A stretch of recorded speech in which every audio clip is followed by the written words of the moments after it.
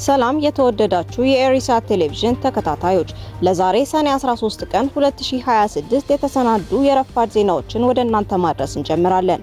እንድትከታተሉን በአክብሮት እንጋብዛለን። በቅድሚያ አርዕስተ ዜና። ኤርትራ ለኢትዮጵያ ክስ መልስ ሰጠች። የኦሮሞ ፌዴራሊስት ኮንግረስ የኢትዮጵያ ምርጫ ውድቅ አደረገ። አንዲት ፈረንሳዊ ጋዜጠኛ ከኢትዮጵያ ተባረረች። አትሌት ጉዳፍ ጸጋይ ከውድድሮች ታገደች። የቀድሞ የደቡብ ኮሪያ ፕሬዝዳንት ተጨማሪ 30 ዓመት እስራት ተፈረደባቸው። የእነዚህንና ሌሎችን ዝርዝር ዜናዎች ይቀጥላል። ኤርትራ ለኢትዮጵያ ክስ መልስ ሰጠች። ሰሞኑን የብሔራዊ መረጃና ደህንነት ዋና ዳይሬክተር አምባሳደር ሬድዋን ሁሴን በኤርትራ መንግስት ላይ ያቀረቡትን ከባድ ክስ ተከትሎ የኤርትራው የማስታወቂያ ሚኒስቴር አቶ የማነ ገብረ መስቀል ፈጣን ምላሽ ሰጥተዋል።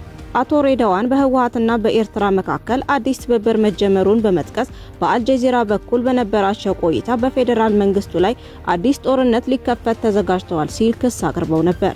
በአልጀዚራ ጽሑፍ ላይ አቶ ጌታቸው ረዳም ተካተው እንደነበር ይታወቃል። ይህንን ክስ ተከትሎ አቶ የማነ ገብረ መስቀል በትዊተር ገጻቸው ላይ ባሰፈሩት ምላሽ የኢትዮጵያ ባለስልጣናት ንግግር በሐሰት በማታለልና በተሳሳተ መረጃ የተሞላ ሲሉ ያጣጣሉ ሲሆን ይልቁንም ሁለቱ ወገኖች ከፕሪቶሪያው ስምምነት ወራት በፊት በጅቡቲና በሲሸልስ በሚስጥር ተገናኝተው በኤርትራ ላይ የጋራ ወረራ ለመፈጸም ሲመክሩ ነበር ብለዋል። ይህንንም አቶ ጌታቸው ረዳ ራሳቸው ቀደም ብለው ተናግረዋል ሲሉ እንደ ማስረጃ አቅርበዋል።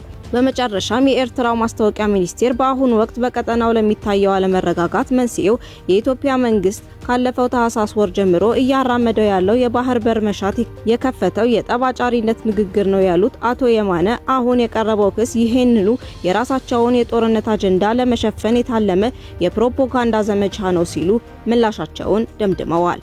በአምባገነኑ ኢሳያስ የምትመራው ኤርትራ ከግብጽና ሌሎች የኢትዮጵያ ታሪካውያን ጠላቶች ጎን በመሰለፍ ኢትዮጵያን እየወጋች መሆኗን የብልጽግና ፓርቲ በተደጋጋሚ ክስ ሲከሱ እንደሚሰማ ይታወቃል። የኦሮሞ ፌዴራሊስት ኮንግረስ 7ኛው ጠቅላላ ምርጫ ውድቅ አደረገ። የኦሮሞ ፌዴራሊስት ኮንግረስ ኦፌኮ 7ኛውን ሀገር አቀፍ ምርጫ በይፋ ውድቅ አደረገ። ሀገሪቱ የገጠማት ቀውስ እንደማይፈታም አስታውቋል። ኦፌኮ ግጭቶች በአስቸኳይ እንዲቆሙ፣ የፖለቲካ እስረኞች ያለምንም ቅድመ ሁኔታ እንዲፈቱ፣ የተዘጉ የፖለቲካ ፓርቲ ጽህፈት ቤቶች እንዲከፈቱ፣ አፋኝ የሚዲያና የሲቪክ ማህበራት ህጎች እንዲሰረዙ፣ ገለልተኛና በጋራ ስምምነት የተደረሰበት የኢትዮጵያ ብሔራዊ ምርጫ ቦርድ እንዲቋቋም፣ የጸጥታ ኃይሎች ጥብቅ ገለልተኛና ከፖለቲካ ወገንተኝነት ነፃ እንዲሆኑ ሲል በይፋ ጠይቋል።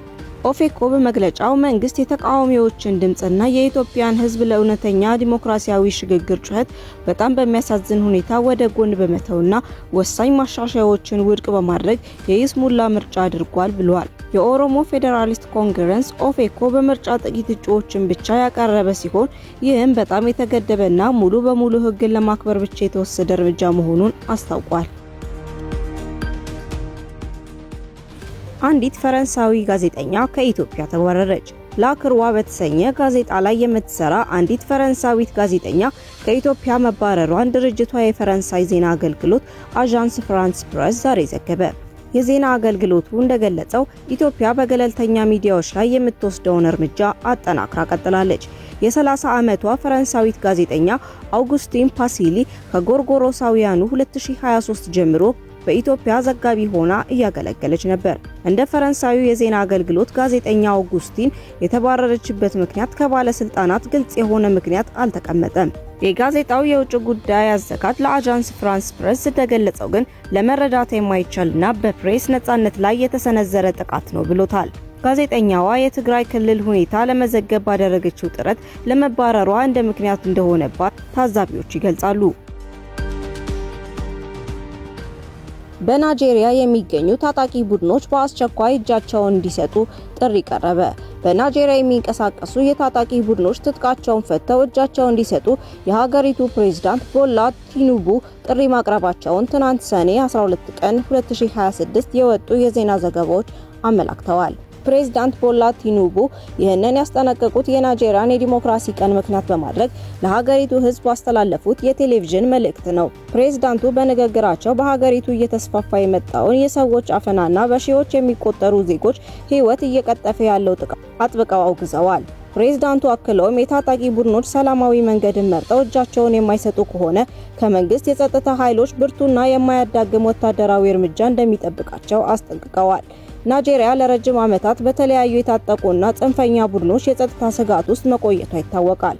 ከነዚህም መካከል በሀገሪቱ የእስልምና መንግስት ለመመስረት የሚንቀሳቀሰው ቦኮ ሐራም የተሰኘ አክራሪ ቡድን ዋነኛው ሲሆን ይህም ቡድን በተለይም ከፈረንጆቹ 2012 ጀምሮ ብቻ ከ40 በላይ አብያተ ክርስቲያናት ላይ ጥቃት መፈጸሙን መረጃዎች ያመለክታሉ። የካቶሊክ ርዕሰ ሊቃነ ጳጳሳት በስፔን ጉብኝት አደረጉ።